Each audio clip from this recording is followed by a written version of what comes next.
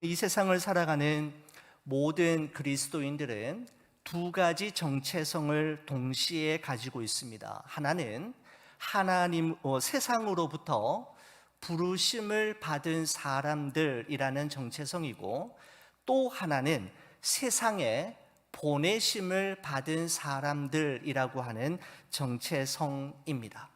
세상으로부터 부르심을 받은 사람인 동시에 세상에 보내심을 받은 사람들, 두 가지 정체성을 가지고 우리 그리스도인들은 이 세상을 살아갑니다. 여러분, 우리가 주일날 성도로서 하나님께 예배 드리는 것은 하나님의 부르심에 대한 응답이고, 주일 이후 엿새 동안 세상 속에서 직장인과 사회인으로, 가정주부로, 학생으로 살아가는 것은 하나님의 보내심에 대한 응답이라고 할 수 있습니다. 그렇습니다. 지금 내가 있는 이곳은 하나님께서 보내신 곳이며, 내가 지금 하고 있는 이 일은 하나님께서 내게 맡기신 일임을 믿고, 어느 곳에 있든지 무슨 일을 하든지 사람에게 하듯 하지 않고 주께 하듯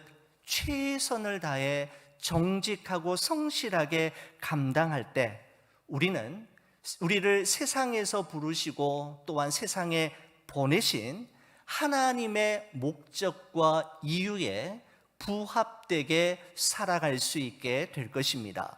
2000여 년 전 예수님을 따랐던 12명의 사람들을 우리는 제자라고 부르기도 하고 사도라고 부르기도 합니다. 여러분, 제자라는 말은 부르심을 받은 자라고 하는 뜻을 가진 헬라어 마데테스에서 나온 것이고, 여러분, 사도라는 뜻은 보내심을 받은 자, 그러니까 제자는 부르심을 받은 자이고요, 사도는 또한 보내심을 받은 자, 아포스톨로스라고 하는 단어를 가지고 있는데, 여러분, 오늘 본문의 말씀은 큰 무리와 많은 사람들 가운데에서 12제자, 12사도를 세우시는 장면을 말씀하고 있습니다. 자, 그러면 여러분들과 함께 말씀 속으로 한 걸음 더 들어가 보도록 하겠습니다. 자, 여러분, 본문, 이런 성경책을 좀 보셔야 되겠습니다. 여러분, 성경책을 보시면서 저와 함께 말씀을 한번 나누도록 하겠습니다. 7절, 8절 말씀을 보시면 이런 말씀으로 시작이 되죠.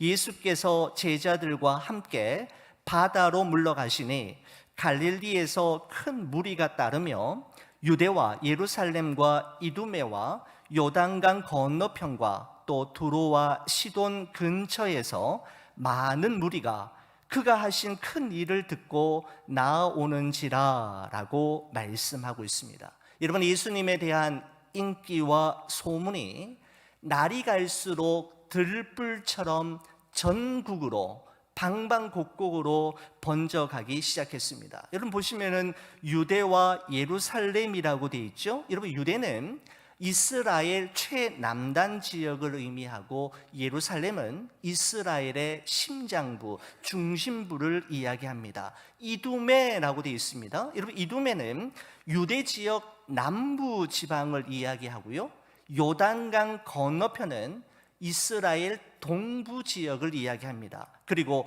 두로와 시도는 이스라엘의 최북단 지역을 이야기하는데, 문자 그대로 동서남북 사방에서 구름대와 같이 예수님 앞으로 모여들었노라고 마가는 우리에게 증언하고 있습니다. 여러분, 그들이 왜 예수님께로 몰려들었을까요? 여러분, 오늘 본문에 8절 하반절에 보면 이렇게 말씀하고 있죠. 많은 무리가 그가 하신 큰 일을 듣고 나아오는지라 라고 말씀하고 있습니다. 여러분, 그렇다면 그가 하신 큰 일, 즉 예수님께서 지금까지 하신 큰 일은 구체적으로 무엇을 의미하는 걸까요? 10절과 11절이 우리에게 증언하고 있습니다. 함께 봅니다. 이는 많은 사람들을 고치셨으므로 병으로 고생하는 자들이 예수를 만지고자 하여 몰려왔음이더라. 더러운 귀신들도 어느 때든지 예수를 보면 그 앞에 엎드려 부르짖어 이르되 당신은 하나님의 아들이니이다 하니라고 말씀하고 있습니다. 여러분 지금 이 시츄에이션이 여러분 상상이 되시는지요? 머리로 그려지시는지요?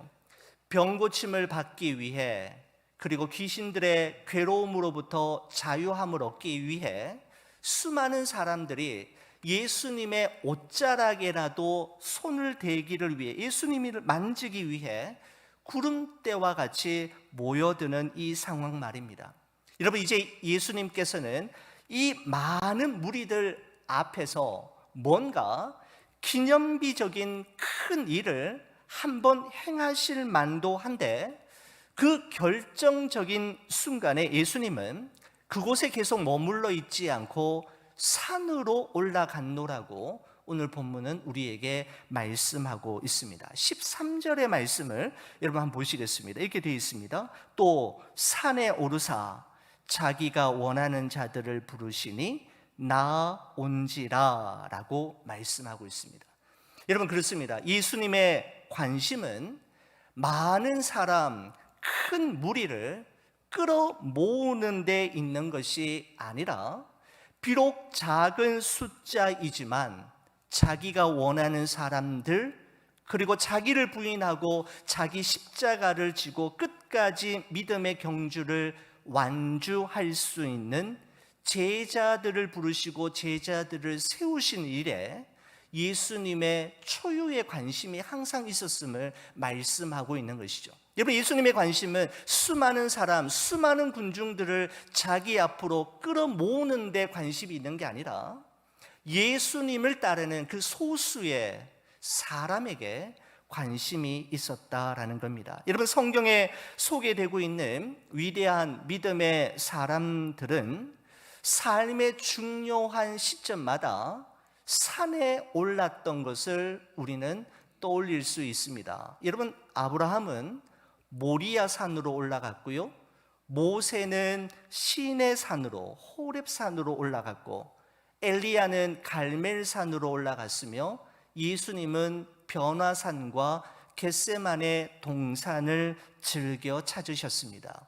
중요한 일이 있을 때마다, 중요한 무엇인가 결정해야 할 때마다 믿음의 선배들은 산에 올랐던 것을 볼 수가 있죠. 예수님 역시 산에 올라가셨는데 바로 그곳에서 12 제자, 12 사도를 세우고 선택하시는데, 12 제자들을 세우시는 기준이 하나 있었음을 우리가 발견하게 됩니다. 자, 여러분 13절 말씀을 다시 한번 보십시오. 이렇게 되어 있죠. 또 산에 오르사 자기가 원하는 자들을 부르시니 나온지라 라고 말씀하고 있습니다. 여러분 예수님은 제자를 선택하시고 세우실 때 자원자들을 뽑지 않으시고 자기가 원하는 자들, 즉 예수님이 원하시는 자들을 선택하고 부르셨다라는 점입니다. 우리가 아주 유의해서 보아야 될 부분이죠. 여러분 세상에서 사람을 뽑을 때는 엄격한 인사 기준과 그죠? 또 심사 잣대를 가지고 지원자들 중에서 선별하고 또 선별해서 결정하지만, 예수님의 인사 결정 기준은 오직 한 가지이었습니다.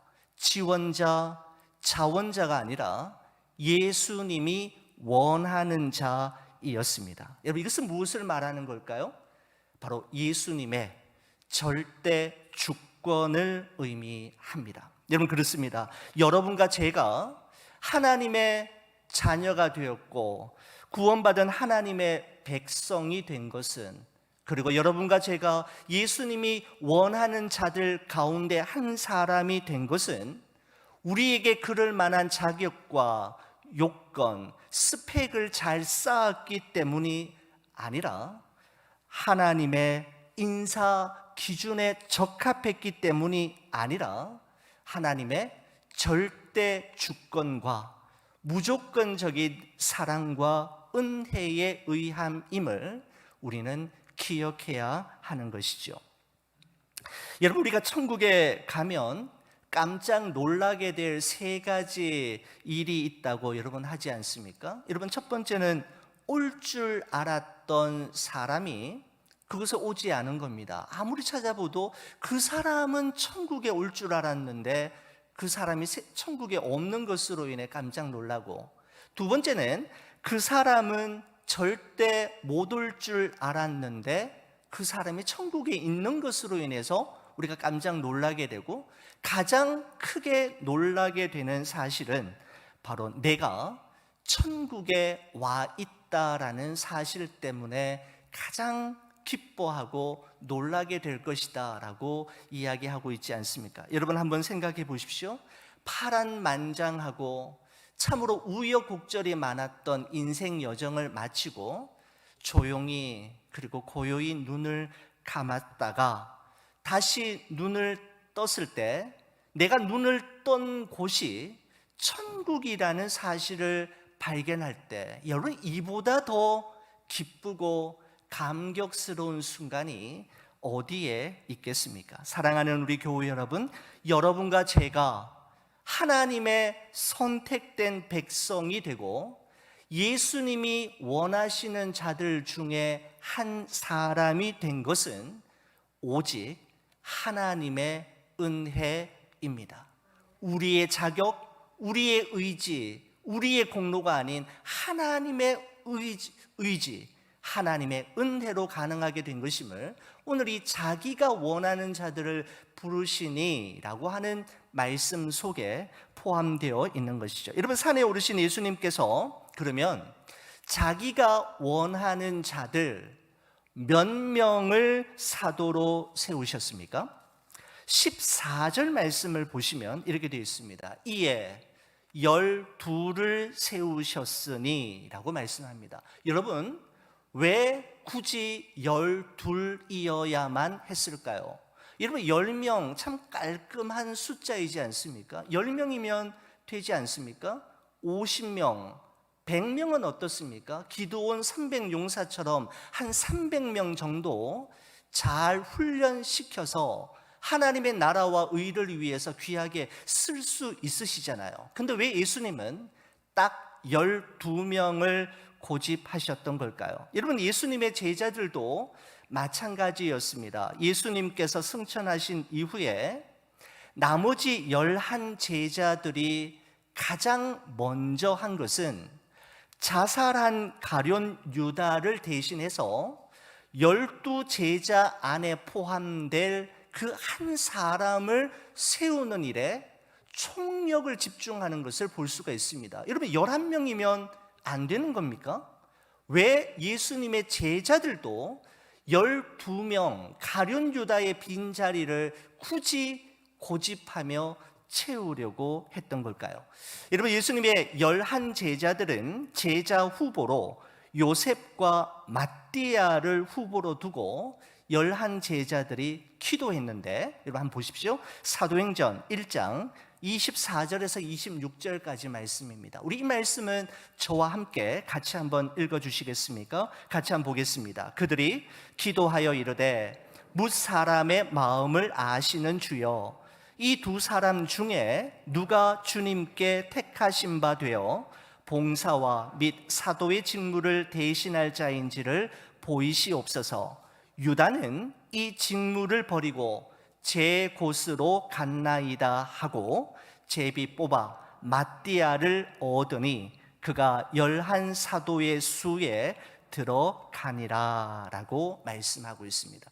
요셉과 마띠아를 후보로 두고 11 제자들이 전심으로 기도한 후에 하나님의 뜻을 구하고 제비를 뽑았는데, 그죠? 마띠아가 제자가 되어서 12명의 제자가 다시 완성되었음을 성경이 말씀하고 있습니다.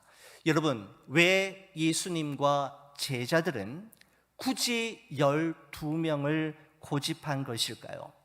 여러분, 12, 12라는 숫자가 지니고 있는 중요한 의미는 여러분, 구약 성경에 나오는 야곱의 12아들에서 찾을 수 있고, 이 야곱의 12아들이 결국은 이스라엘 전체를 구성하는 하나님의 선택된 백성을 의미하는 12지파가 되지 않습니까? 여러분, 이런 것처럼 예수님께서는 12제자들을 통해 새로운 이스라엘, 새로운 하나님의 나라 백성들을 세우시고자 하는 하나님의 꿈을 이루시기 위해 예수님과 또 예수님의 제자들은 12이라고 하는 숫자를 중요하게 여겼던 것입니다.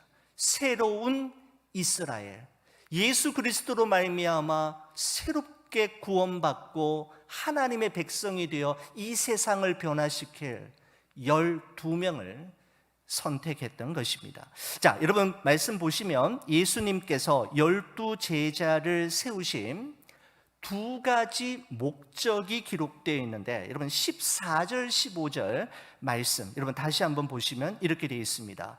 12제자를 세우신 목적입니다. 이에 12를 세우셨으니 이는, 그 이유는, 그 목적은 이라고 하는 뜻을 가지고 있죠. 자기와 함께 있게 하시고 또 보내사 전도도 하며 귀신을 내쫓는 권능도 가지게 하려 하심이로라 라고 말씀하고 있습니다. 두 가지입니다. 자기와 함께 있게 하시기 위해서, 또 보내시기 위해서 12제자를 선택하셨다라는 것이죠. 자, 여러분, 예수님께서 12제자를 세우신 첫 번째 이유, 가장 큰 목적은 자기와 함께 있게 하시려고입니다. 여러분, 전도하고 귀신을 내쫓는 사역보다 더 중요한 것은 예수님과 함께 하는 것, 예수님과 함께 시간을 보내는 것을 더 중요하게 여기셨던 것을 볼 수가 있습니다. 저는 이 순서가 너무너무 중요하다라고 생각이 됩니다. 예수님과 함께 했던 시간만큼 예수님을 위해 귀하게 쓰임받을 수 있기 때문입니다. 그렇습니다. 섬김보다 더 중요한 것은 사귐입니다. 사귐이 섬김을 앞서게 되는 것이죠.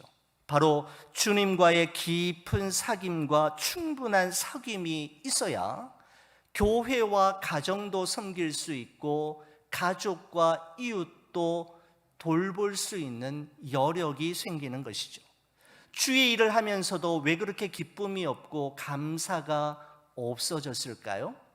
섬김은 있는데 사귐이 부족하기 때문입니다.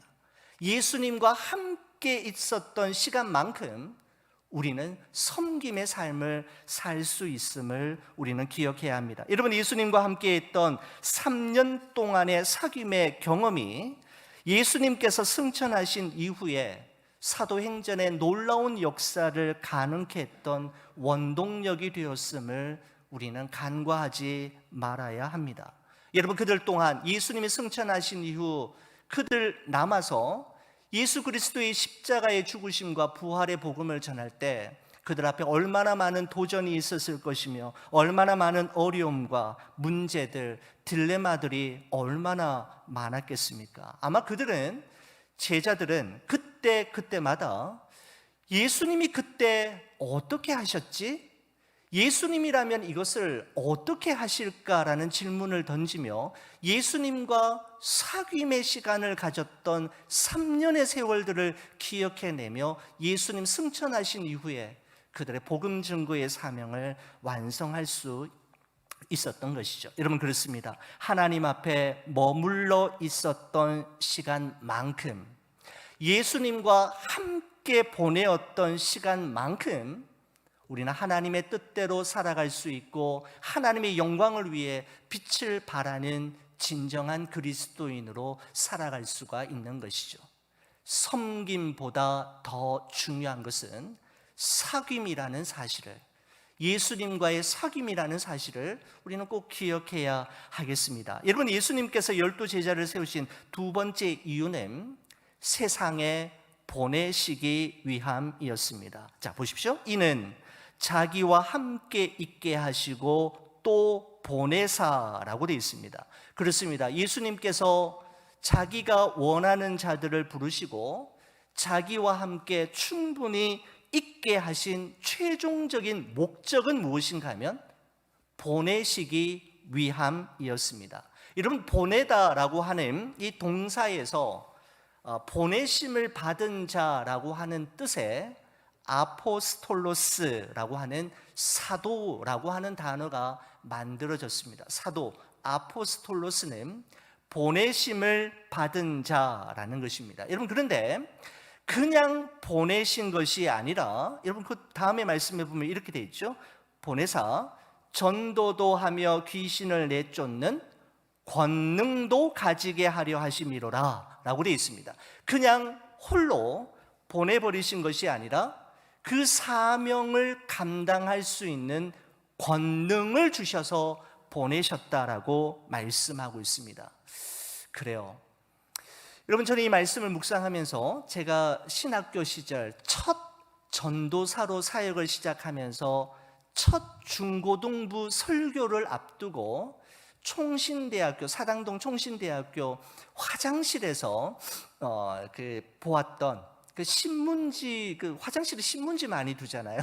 신문지 속에 보았던 칼럼의 한 부분이 또다시 생각이 났습니다. 여러분, 저의 첫 설교를 앞두고 여러분 얼마나 두근거리고 얼마나 여러분 준비를 많이 했겠습니까? 그래도 자신감이 없었는데 그때 그 칼럼 속에 감리교를 시작했던 존 웨슬리의 말이 저에게 큰 용기가 되었습니다. 그가 이렇게 이야기했습니다. 만일 주님께서 나에게 하늘을 나르라고 명령하신다면 내게 틀림없이 날개를 주실 것을 믿는다라는 이 짧은 표현이 저로 하여금 담대하게 만들었던 것을 기억합니다. 그렇습니다. 하나님께서 여러분과 저를 세상에 보내시고 또한 하나님의 일을 맡기실 때에는 그냥 보내시는 것이 아니라 그 일을 감당할 수 있는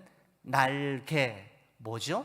권능, 은사, 달란트, 능력을 주어서 보내신다라는 사실입니다. 여러분, 그렇습니다. 우리는 우리의 힘으로 하나님의 일을, 하나님의 교회를 섬길 수 없지요. 금방 번아웃 될 것이며 금방 손을 놓고 실망하고 불평하게 될 것입니다. 우리의 힘으로 하나님의 일을 감당할 수 없음을 누구보다 잘 아신 예수님께서는 그 일을 감당할 수 있는 날개, 하늘을 날 수 있는 날개, 권능을 주어서 보내셨다라는 사실을 우리가 기억해야만 하겠습니다. 여러분, 그러면서 여러분 보십시오. 16절부터 19절까지 예수님의 12제자 이름이 쭉 나오지 않습니까? 여러분, 예수님의 이 12제자 이름은 마태복음 10장, 누가복음 6장, 그리고 사도행전 1장, 그리고 우리가 보고 있는 마가복음 3장 네 군데 동일하게 나오게 되는데, 자, 한번 잠깐 보십시오. 16절의 말씀을 보시면 이렇게 되어 있습니다. 이 12를 세우셨으니 시몬에게는 베드로란 이름을 더하셨고 라고 되어 있습니다. 여러분, 시몬 나오죠? 시몬이 본명입니다. 유대식 이름입니다. 베드로는 헬라식 이름입니다. 그리고 여러분, 게바라고 들어보셨죠? 게바라고 하는 것은 아람어식 이름입니다. 예수님 당시에 백성들은 주로 어떤 언어를 썼냐 하면 아람어를 썼습니다. 로마의 지배를 받고 있었지만 헬라어는 아주 고급 언어였고 일반 백성들은 아람어를 사용하고 있었는데 시몬 베드로의 아람어식 이름이 바로 게바인데 반석, 든든한 돌이라고 하는 의미를 가지고 있는 여러분 그런 이름이죠. 여러분, 시몬 베드로 예수님의 수제자였지 않습니까? 바로 예루살렘 초대 예루살렘 교회에 기름 정말 기둥같이 쓰임을 받았던 우리 그 수장 역할을 잘 감당했는데, 여러분 베드로전서, 베드로후서와 같은 우리 성경을 기록했지 않습니까? 17절 말씀을 보실까요? 또 세베대의 아들 야고보와 야고보의 형제 요한이니 이 둘에게는 보아너게 곧 우레의 아들이란 이름을 더하셨으며 라고 말씀하고 있습니다. 여기 보시면 세베대의 아들 야고보와 동생인 요한을 소개하고 있는데, 여러분 여기서 나오는 야고보는 예수님의 12 제자 중에서 가장 먼저 순교하셨던 분입니다. 여러분, 그리고 이 요한, 그의 친형제에 있던 요한은 우리가 잘 아는 대로 요한복음, 요한 1, 2, 3서, 요한 계시록을 기록했던 분이 바로 이 요한인데, 여러분 이 두 형제에게는 예수님께서 특별한 별명을 주셨다고 되어 있죠. 보아너게, 뜻은 바로 우레의 아들이라고 하는 뜻입니다. 왜 이런 뜻을 주셨냐 하면 누가복음 9장에 보면 이런 기록이 있습니다. 예수님과 제자들이 사마리아 지역을 통과하고 있을 때였습니다. 사마리아 지역 사람들이 예수님과 제자들이 자기 마을을 지나가는 것을 환대하지 않고 반대하고 마땅치 않게 생각했을 때 이 야고보와 요한이 아주 화가 나가지고 예수님 당장 하늘로부터 불을 내리셔가지고 저들을 그냥 깔끔하게 제거해 버리십시오. 감히 예수님에게 라고 하며 화를 내었던, 그리고 아주 성격이 불같았던 사람이어서 여러분 야고보와 요한에게 보아너게라고 예수님이 별명을 지어주셨는데, 여러분 예수님의 이 야고보와 요한이 어떻게 되었습니까? 나중에는 첫 번째 순교자가 되었을 뿐만 아니라 예수님께서 가장 아끼시고 사랑하시던 제자가 바로 이 요한이 되었지 않습니까? 그죠?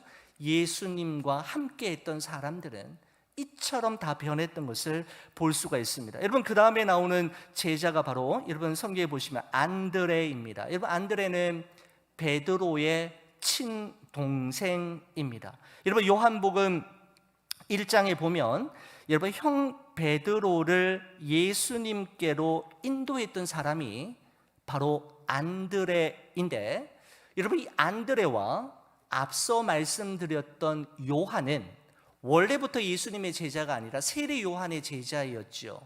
그러다가 세례 요한 스승에 의해서 예수님의 제자로 이렇게 가게 되는데, 예수님의 12 제자 중에서 가장 먼저 제자가 되었던 분들이 바로 안드레, 아까 말씀드렸던 요한, 두 사람이 여러분 그렇습니다.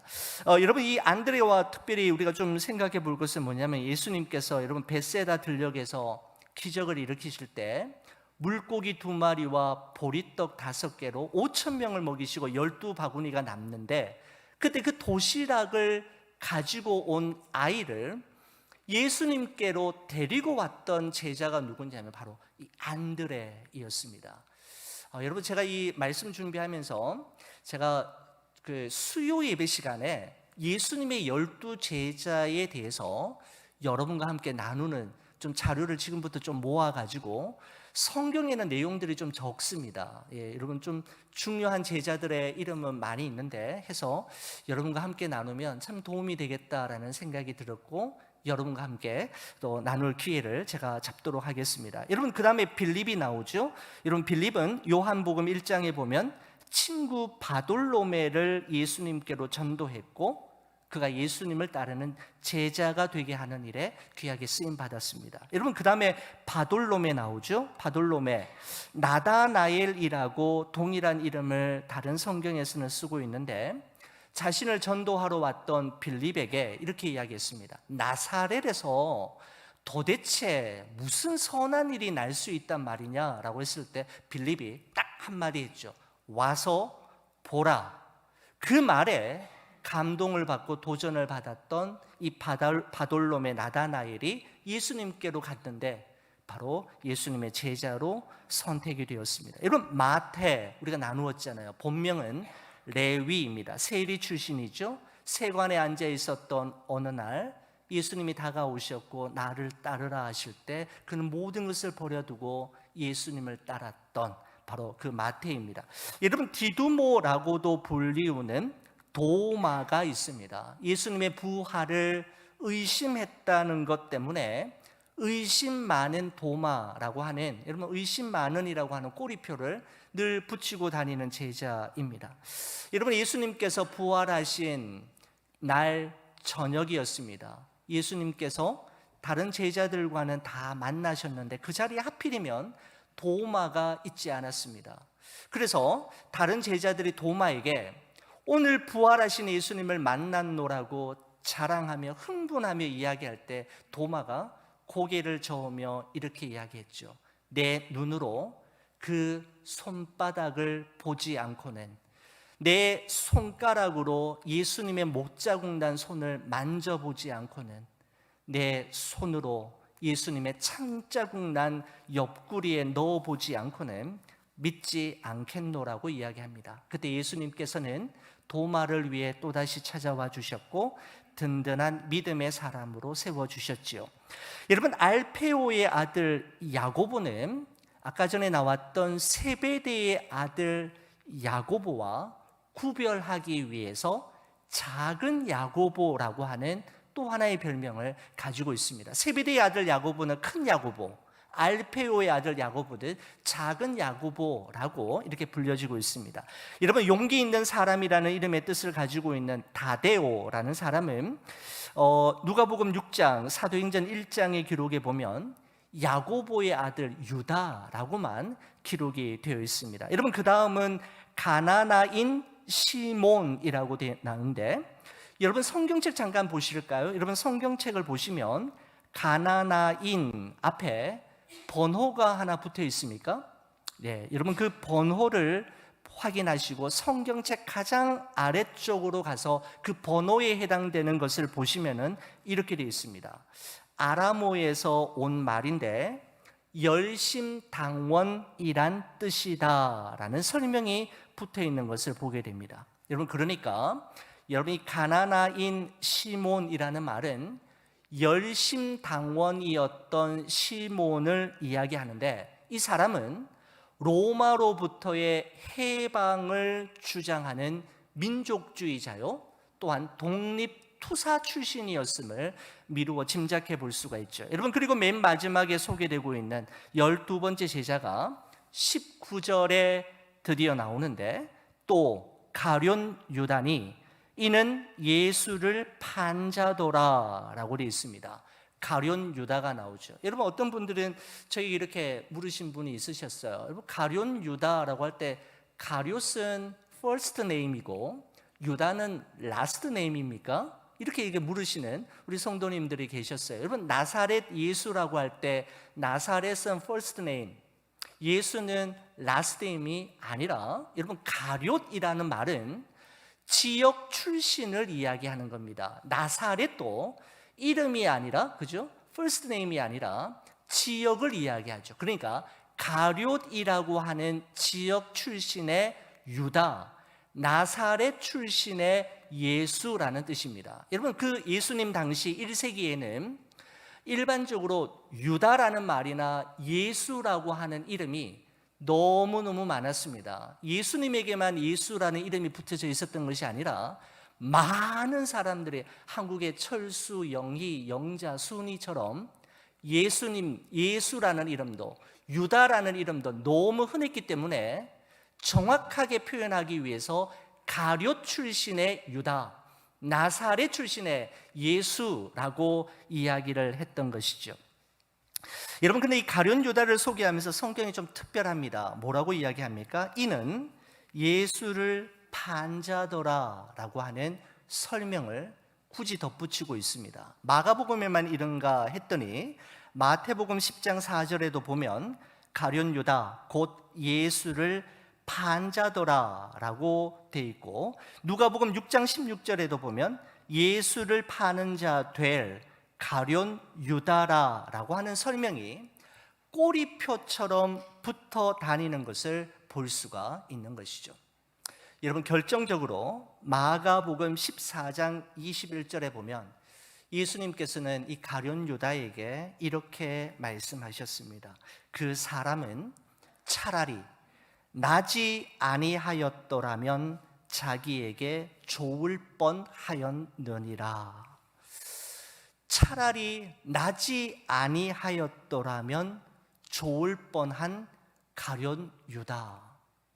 여러분, 이보다 더 비극적인 평가와 말이 어디 있겠습니까? 저희 말씀 묵상하면서 여러분, 우리가 함께 나누고 있는 사무엘상 말씀이 생각이 났습니다. 여러분, 사무엘상 15장 11절에 보면 사울 왕을 일컬어서 하나님이 이렇게 평가하셨죠. 내가 사울을 왕으로 세운 것을 후회하노니. 하나님께서 후회하시는 인생 사울. 여러분, 이보다 창조주로부터 들을 수 있는 이보다 더 비참한 평가가 어디에 있겠습니까? 여러분, 우리 각자에게도 마찬가지인 것 같습니다. 차라리 목사가 아니었더라면 더 좋을 뻔했던, 차라리 장로가 아니었더라면 좋을 뻔했던 누구라는 평가를 우리를 세우신 하나님으로부터, 예수님으로부터 받는다면 여러분, 그것보다 더 무서운 일이 여러분 어디에 있겠습니까? 여러분, 오늘 본문 말씀과 동일한 사건을 기록하고 있는 여러분 누가복음 6장에 보면 마가복음에는 기록되어 있지 않은 내용이 하나 더 추가되어 있는데 이 부분만 여러분과 함께 나누고 말씀을 좀 마치려고 합니다. 예수님께서 제자들을 선택하시기 전에 예수님께서 하신 일이 있었노라고 이야기합니다. 누가복음 6장 12절에서 13절 우리 이 말씀 저와 함께 같이 한번 읽어주시겠습니까? 같이 봅니다. 이때에 예수께서 기도하시러 산으로 가사 밤이 새도록 하나님께 기도하시고 밝음에 그 제자들을 부르사 그 중에서 12를 택하여 사도라 칭하셨으니 라고 말씀하고 있습니다. 여러분, 그렇습니다. 예수님은 제자를 세우시고 부르시기 전에 밤이 새도록 기도하셨다라고 말씀합니다. 여러분, 예수님은 십자가를 지시기 전 겟세마네 동산에서 밤이 맞도록 기도하셨지 않습니까? 근데 그분이 중요한 일을 앞두고, 그죠? 12 제자를 세우는 일을 앞두고 밤이 새도록 기도하셨다라고 말씀하고 있는 것이죠. 여러분, 예수님께서 이렇게 기도하셨으면 하나님이 좀 괜찮은 사람들, 영성과 지성을 겸비하고 제자로서의 자격과 자질을 갖추고 스펙을 꾸준히 쌓아왔던 사람, 다른 사람들에게도 평판이 좋은 베스트 오브 베스트, 베스트 12를 고르고 골라서 보내주셔야 하는 것 아니겠습니까? 여러분, 예수님의 제자들은 앞으로 예루살렘과 온 유대와 사마리아와 땅끝까지 이르러 복음을 전할 그 복음의 증인이 될 뿐만 아니라 이 땅 위에 세워질 첫 번째 교회, 초대 예루살렘 교회를 이끌어가는 그 우두머리, 리더와 같은 역할을 할 사람이었다면 정말 괜찮은 사람들, 예수님이 그토록 밤이 새도록 기도하셨다면 정말 멋있는 사람들을 세워주셔야 하지 않겠습니까? 여러분, 그런데 예수님의 제자들은 하나같이 별 볼 일 없는 사람들이었고 그렇고 그런 시원찮은 사람들이었습니다.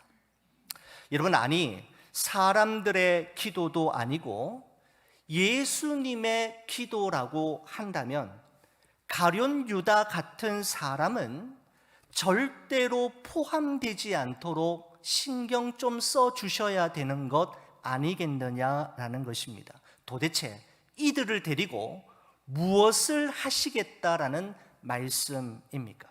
여러분, 예수님은 결국 자신이 기도하고 선택했던 제자들 중에 한 사람에 의해 배반을 당하고 십자가에 달려 죽임을 당하게 되었지 않습니까?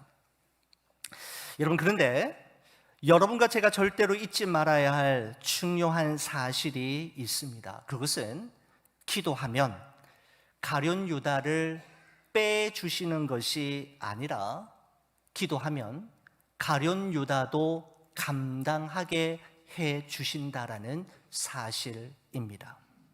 여러분, 하나님은 우리가 원하는 것이 아니라 우리에게 진정 있어야 할 것이 무엇인지를 너무나 잘 아시기 때문입니다. 우리의 간절한 기도에 대한 하나님의 응답이 때로는 가룟 유다라 할지라도, 가룟 유다를 내 곁에 두신 데에는 하나님의 분명한 뜻과 목적과 이유가 있음을 믿고, 언제나 오르신 하나님, 언제나 신실하셨던 하나님, 한 번도 실수한 적이 없으셨던 그분 의지하며 인내하고 버티면 하나님께서 합력하여 선을 이루어 주실 것입니다. 사랑하는 성도 여러분, 여러분과 저는 하나님의 섭리와 계획 가운데 세상으로부터 부르심을 받았을 뿐만 아니라 또한 세상으로 보내심을 받은 사람들입니다.